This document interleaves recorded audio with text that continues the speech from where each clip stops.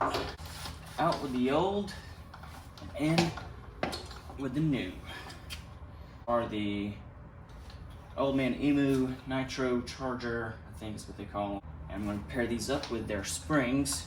These are the heavy springs. So I've got the top hat spacer, which is part of the kit that Z1 sells. I didn't get this from Z1. I actually ordered the strut and the spring from Amazon because I have an account and I saved on shipping. So shipping from Z1 would have been like $50 or more.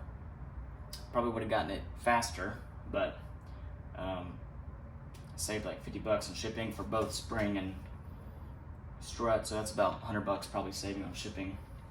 And I got the springs pretty quick. Strut's a little bit longer, almost like a week or so, but I'll be assembling these onto my Titan swap. You want to put the bolt side that you twist on the bottom of the strut.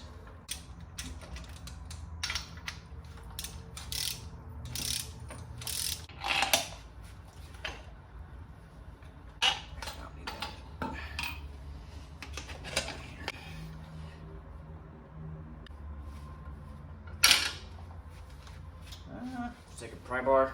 If it didn't fall out, it just comes out. Now some of these I had to pry out, the others just fell out. So, top spacer.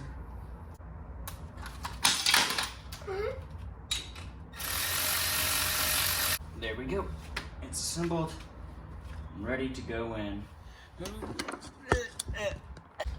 And as you can see, I've got the first strut in. It's time to assemble this bad boy.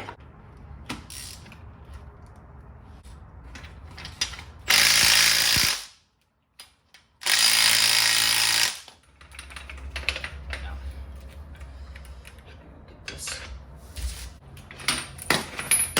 Gotta get him towards the center. It should just fall out.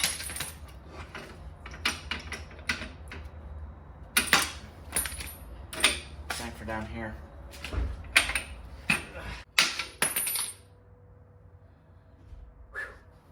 So the arrow points towards the inside of the vehicle.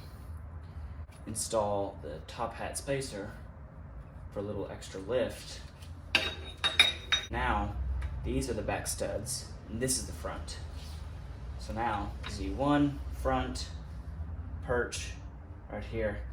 That's what I was trying to go for, because OEM shock and the front stud, two back front, lines up with the lower perch mount here.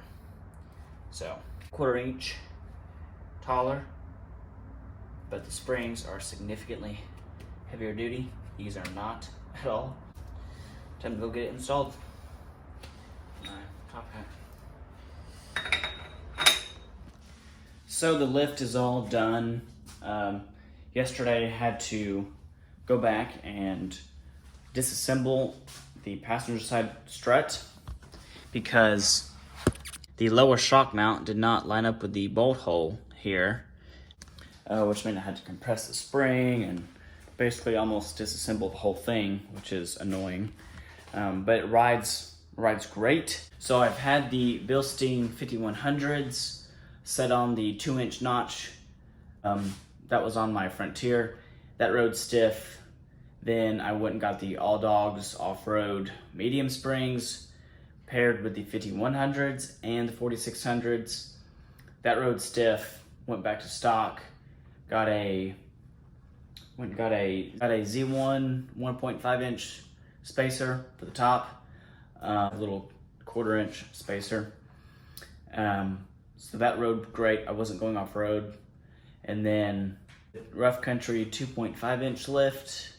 The bushings wore out less than a year. I think less than 6 months. I don't know. It wasn't long. And finally decided to pull the trigger on some upgraded shocks and springs. It's a great combination. Rides great.